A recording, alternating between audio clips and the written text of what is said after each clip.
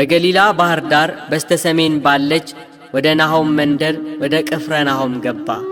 ጌታችን ኢየሱስ ክርስቶስ እየተዘዋወረ ሲሰብክ መኖሪያው ቅፍርናሆም ነበር።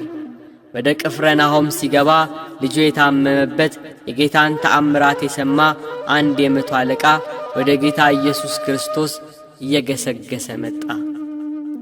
ጌታን ባገኘው ጊዜ ብላቴናዬ ሽባ ሆኗል፣ እጅግ እየተሰቃየ በቤቴ ተኝቷል፣ አድንልኝ ብሎ ለመነው። እሺ መጥቼ ፈውሰዋለሁ አለ ጌታ። መቶ አለቃው ግን ጌታ ሆይ በቤቴ ጣሪያ በታች ልትገባ አይገባም፣ ቃል ብቻ ተናገር፣ በቃልህ ልጄ ይፈወሳል አለው። እኔ የምገዛቸው ባሪያዎች አሉኝ፣ ሂድ ብለው ይሄዳል፣ ሌላውን ና ብለው ይመጣል፣ ይህንንም አድርግ ብለው ያደርጋል አለ።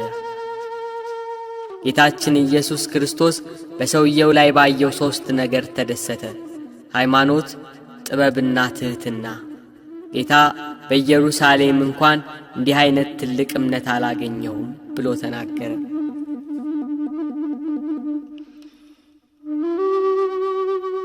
የሰውየው እምነት አስደስቶታልና ሂድ እንዳመንክ ይሁንልህ አለው።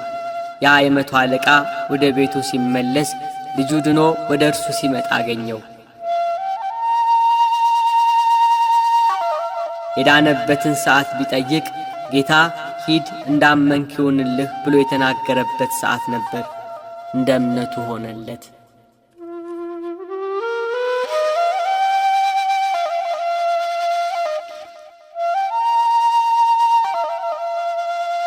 ጌታ ወደ ባህር ማዶ ተሻግሮ ጌርጌሴኖን በሚባለው በመቃብር ስፍራ ሊያልፍ ከታንኳይቱ ወጣ።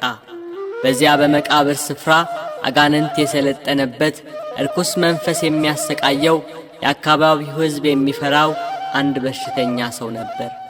ሰንሰለቱን ይበጣጥሳል፣ የታሰረበትን እግረ ብረት ይሰባብራል። ሊያሸንፈው የሚችል ሰው አልነበረም። በዚያ ጨለማ መቃብር ሌሊትና ቀን ይጮኻል። ማንም ሰው ደፍሮ በአካባቢው አያልፍም ነበር። ድንጋይ ይዞ ሰዎችን እያባረረ ይገላል። ሰውነቱን በድንጋይ እያደማ ያቆስላል። ጌታችን ኢየሱስ ክርስቶስ በዚያ ሲያልፍ ከመቃብር ወጥቶ ተገናኘው። የተከተሉት ሐዋርያት ፈርተው በሩቅ ቆሙ። የአጋንንት ያደረበት ሰው ጌታችን ኢየሱስ ክርስቶስን ባየው ጊዜ ተንቀጠቀጠ፣ ሰገደለት። አጋንንቱ እየጮኸ የልዑል እግዚአብሔር ልጅ ሆይ ከአንተ ጋር ምን አለኝ? እንዳታሰቃየኝ እለምንሃለሁ እያለ ተማጸነው። ጌታችን ኢየሱስ ክርስቶስም ስምህ ማን ነው ብሎ ጠየቀው። በዚያ ሰው ላይ ያደሩ ብዙ አጋንንት ነበሩና ስሜ ሌጊዮን ነው አለ። ሌጊዮን ማለት ጭፍራ ማለት ነው። ጌታ ኢየሱስ ክርስቶስ እነዚያ ርኩስ መናፍስት ከዚህ ሰው እንዲወጡ አዘዛቸው። አጋንንቱ ግን ከሀገር ውጭ እንዳይሰዳቸው አጥብቀው ለመኑት። በተራራ ጥግ ብዙ የሪያ መንጋ ተሰማርቶ ነበርና ወደ ሪያዎቹ እንግባ ብለው ተማጸኑት። ፈቀደላቸው። አጋንንቱ ከሰውየው ላይ እየወጡ ወደ ሪያዎቹ ገቡ።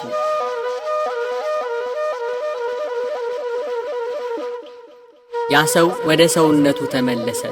አጋንንት አድረውበት ከሰው በታች አድርገውት በመቃብር ያኖሩት ነበር። ጌታችን ኢየሱስ ክርስቶስ አጋንንቱን አውጥቶለት ሕይወቱን ሰጠው። ጌታ ሆይ ከአንተ ጋር ልኑር ብሎ ለመነው። ወደ ቤትህ ተመለስ፣ እግዚአብሔር እንዴት ያለ ታላቅ ነገር እንዳደረገልህ ንገር ብሎ አሰናበተው። ጌታችን ኢየሱስ ክርስቶስ ታላቅ ነገርን እንዳደረገለት በከተማው ሁሉ እየሰበከ ሄደ።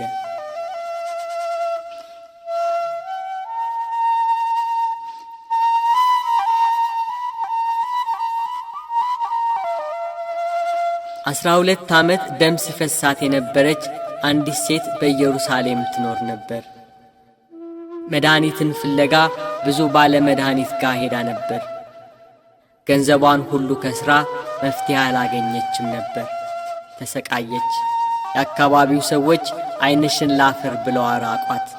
ከሰው ተገልላ በአፍረት ተሸማቃ ትኖር ነበር። ይቺ ሴት ስለ ኢየሱስ ክርስቶስ ሰማች። አንድ ጊዜ ጌታችን ኢየሱስ ክርስቶስ በሚከተሉት ሕዝቦች ተከቦ ወንጌልን እያስተማረ ሲያልፍ ቀርቤ የልብሱን ጫፍ ብነካ ድናለሁ ብላ አሰበች። በሕዝብ መሃል ተጋፍታ ገብታ የልብሱን ጫፍ ዳሰሰች። ወዲያው የደም ምንጯ ደረቀ። ከስቃዋም እንደዳነች በሰውነቷ አወቀች። ጌታ ወደ ሕዝቡ ዞሮ ልብሴን የዳሰሰ ማን ነው አለ። ደቀ መዛሙርቱ ተገረሙ። ይሄ ሁሉ ሕዝብ እየተጋፋው እንዴት ልብሴን ማን ነካ ይላል ብለው አሰቡ። ጌታ ያችን የ12 ዓመት ደም የፈሰሳት ሴት ተመለከታት። በርኅራኄው በምሕረቱ ዓይኖቹ ፈለጋት። እግሩ ስር መታ ተንበረከከች። እውነቱን ሁሉ ነገረችው። ልጄ ሆይ እምነትሽ አድኖሻል፣ በሰላም ሂጂ፣ ከስቃይሽም ተፈውሰሻል አላት። እርሱ ሕያው መድኃኒት ነውና ለሁሉም መድኃኒትና ፈውስን ይሰጣል።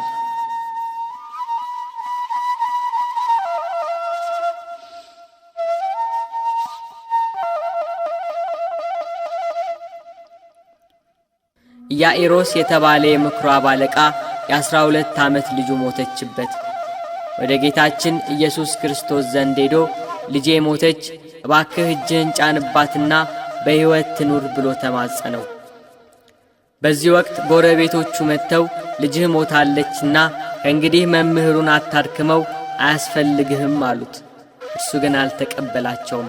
እንዴት ልጄ ትሞታለች እያለ በኢየሱስ ክርስቶስ ፊት አለቀሰ። ጌታችን ኢየሱስ ክርስቶስ ግን እመን ብቻ እንጂ አትፍራ አለው። ጴጥሮስን ያዕቆብንና የያዕቆብን ወንድም ዮሐንስን ብቻ አስከትሎ ወደ ምኵራብ አለቃው ቤት ሄደ። በምኵራብ አለቃው ቤት በልጅቷ መሞት ጎረቤትና ዘመዶቿ ያለቅሳሉ። ኢየሱስ ክርስቶስ ወደ ሞተችው ልጅ ቀርቦ እጇን ይዞ ጣቢታ ተነሽ አላት። ያቺ የሞተች ሕፃን ተነሳች። የምትበላውን ስጧት ብሎ አዘዘ።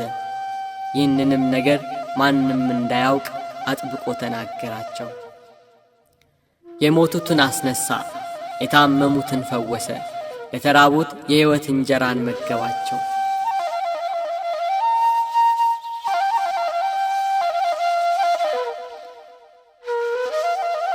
ሲያልፍ ከመወለዱ ጀምሮ እውር የሆነ ሰው አየ።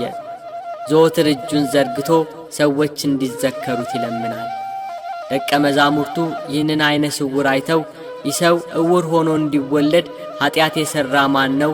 እርሱ ወይስ ወላጆቹ? ብለው ኢየሱስ ክርስቶስን ጠየቁት። እርሱ ኀጢአተኛ ነው ወይንም እናት አባቱ በድለዋል ብለው ያስቡ ነበርና